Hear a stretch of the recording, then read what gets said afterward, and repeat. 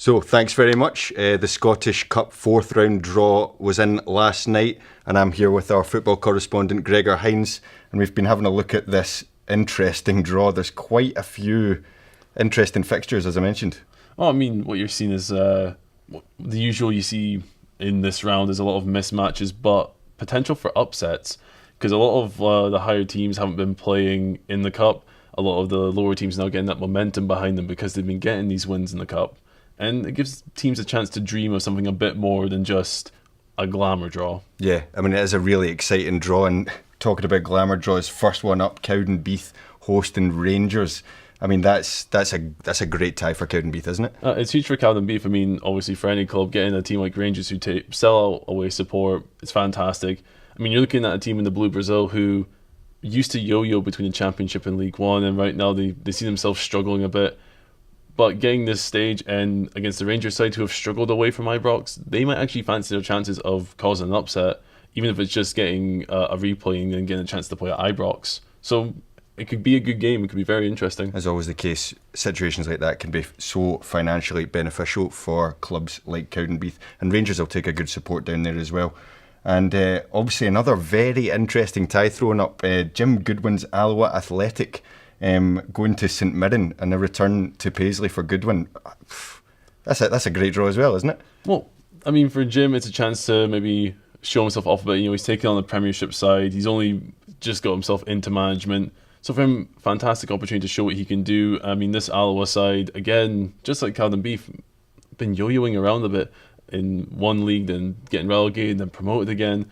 So they're the kind of side that they can surprise teams. I mean, they were surprised a lot of people getting promotion to the Championship last year. Yeah. So I wouldn't put it past them, especially against a struggling St Mirren side who have really struggled even under new manager Kearney. Exactly. They'll be looking at that tie and they must be thinking they've got a chance. I mean, I know, St Mirren got the first win at the weekend against Hearts. What a win for Kearney, he's first in charge, but surely Alloa have got to think that's a tie they might be able to get something from. I think what St Mirren will take hope within is that they're at home. Their real struggles have been away. They've been getting destroyed away from home. I mean, you're talking about Hearts, but last time they played Hearts before that, they were thumped 4-1, if you want to phrase it like that. I mean, it wasn't even a contest.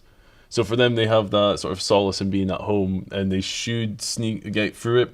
But like I said before, this Alloa side are just born to cause upsets. Yeah, they are. And another very interesting draw, especially with a giant killing element to it, is junior side Auchinleck Talbot hosting high-flying Ayr United from the Championship. And our reporter Fraser Clarke went along to Auchinleck today to see and get a feel around the place before the game. Having already taken trips to Cove, Fraserburgh and Wick, it's finally home sweet home for Auchinleck Talbot as they prepare to welcome Ayr United here to Beechwood. The out with the Old Firm and possibly Kilmarnock, that's the best draw we could have got at home, because if you possibly meeting a bigger club like Rangers or Celtic or whatnot, they would have made his move. So for us to play at the ground, I think that's just about as good a draw as we could have got. This year we've travelled, it's only 3 draws we've had, and we've travelled about 1,500 miles, and that's a lot for a junior team. It's a lot of money when you're talking about roughly £1,000 for a bus fare itself. Well, you can't beat it. You can't beat it, mate. That's what football's all about. It's our Champions League. We're never going to win the Scottish Senior Cup, but just to get as far as we can, that's what it's all about. Tynecastle was one of the best days in our history. So it was. You go there and you say, oh, listen, we're going to get beat 5-6-0 anyway, and you go there and then you end up getting beat 1-0, and you're devastated at the end of the game just because you've lost with that one goal because you were expecting a doing. But to bring Ayr United here, that's really special, so it is. It's going to be very, very difficult, but it'll not be easy for Ayr either, because we're good here and we're hard to beat. So, and we need to be at the top of their game, but Talbot's capable. We've showed that. We've beat the best teams in the Highland League, so it's going to be hard. But Ayr will look at this fixture and say, we could have got harder. We could have got a harder tie, and we're looking at it and saying we could have got a harder tie as well. So to me, everybody's a winner. But I would say it was up there. It was up there definitely. But the thing is, it's at Beechwood, and we don't need to travel. So that I would say this is the biggest game in our history at Beechwood Park. You can find out how Talbot get on when Ayr United visit Beechwood on the weekend of January the 19th and 20th next year. So thanks very much to our reporter Fraser Clarke there at Auchinleck Talbot. Good luck to them in the 4th round.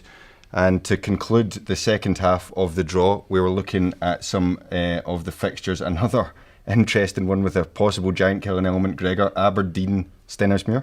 Well, people say this is a bit weird to talk about, but until McInnes came in, Aberdeen's biggest problem was in the Cups. They struggled against lower opposition, and it's not just away from home. It would be at Batology they were losing on pens to Rafe Rovers, losing to Queen of the South in the Scottish Cup semi-final. For Aberdeen, while you'd assume they'd go through, they've been really in different form this year.